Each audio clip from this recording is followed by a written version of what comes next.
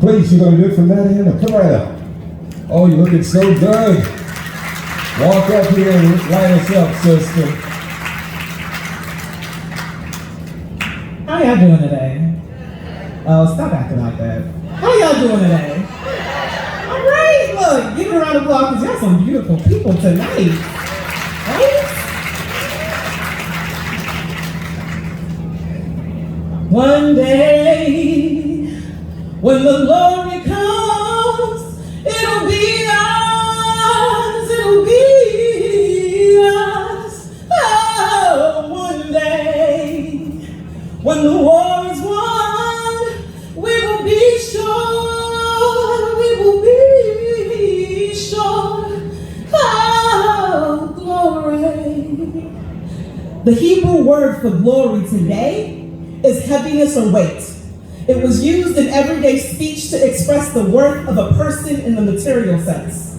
It expressed the ideal of greatness, honor, splendor, power. So the Greeks and the Hebrews used it to refer to God.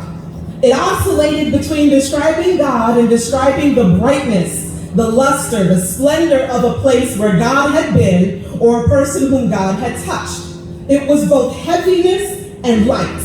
Everyone couldn't carry it. It was not common, it was not comfortable. Not for those who carried the Ark of the Covenant, not for Moses who witnessed it on a mountain, not for Christ, and most definitely not for the mortality of women and men.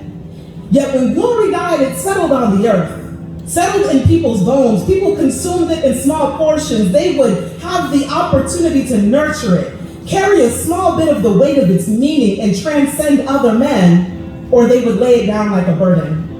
We use the word less and less. From the 1860s to today, we use glory 1/5 as much as we talked about it in the early centuries. I believe we are examining ourselves more and questioning if God would be pleased with our complacency, with the assignments that we have laid down, with the faith that we wear instead of the faith that we bear. We recognize glory is not a word that is easily spoken. It's carried in the sweat of the child who lay crowded, surviving between death and bodies and fluids from the greatest sin that has touched the earth, slavery. It is carried in the soft voice of a once illiterate boy who would be both diplomat and pen and sword for freedom. It is carried in the soul of a woman whose name is Moses, lighting the ground for others if they would just be free. It is carried in the womb of Black women who, like ritual, become activists once they become mothers. It is carried while swollen bellies of the 60s fight for rights to minimum wage, staging boycotts with adolescent feet. It is carried by Claudette Colvin, but we only speak of Rosa Parks' tales. It is carried by people, not a person, who understand what they must be. Something light carrying something heavy that they cannot speak of, but others can see and join and become we. See, we cannot continue to send our children to institutions and call those places higher ed. We cannot presume that systems built without our glory are higher than ourselves. We cannot continue to till this nation's ground without planting in it our seeds.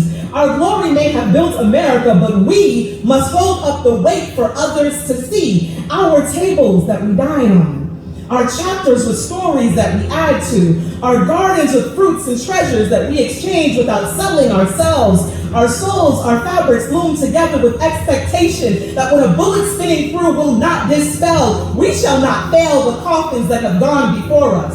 Those who have passed will not be our curse. Let them be verses in the songs we shall sing when we sing of the glory of our wealth. Glory is not what we have done, it is what we do.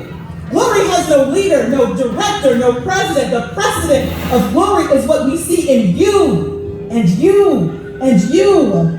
Do not celebrate what you have done. If there is no we, there is no legacy. Freedom without power is glory without efficacy. It's a festival without feasting. It's communion of a divided spirit. It's a voice in the desert with no one there to hear it. It's a trembling mountain with no one there to fear it. It's a burden that no woman or man will carry. Pick this burden up. Pick this burden up. Pick this burden up like a child crying, growing up to be a man. Pick this burden up like Simon of Cyrene and watch that burden split the temple at its seams. Pick these burdens up like a president whose name now means the continuation and reality of a dream. I don't have to say his name because his burden exceeds our disbelief. Pick these burdens up. We turn every burden into a beat, into a dance, into a song, until those who have wronged us sing along, until those who said no bear children who said yes, until their children wear our hairstyles and our clothes and our dress. We are not under duress, we are a dream. Black and white ancestors did not get the privilege to see the glory of what we are doing will keep us rising on our feet. The glory of what we're doing will not be something of which we speak, it will be our story. Let the world see our glory.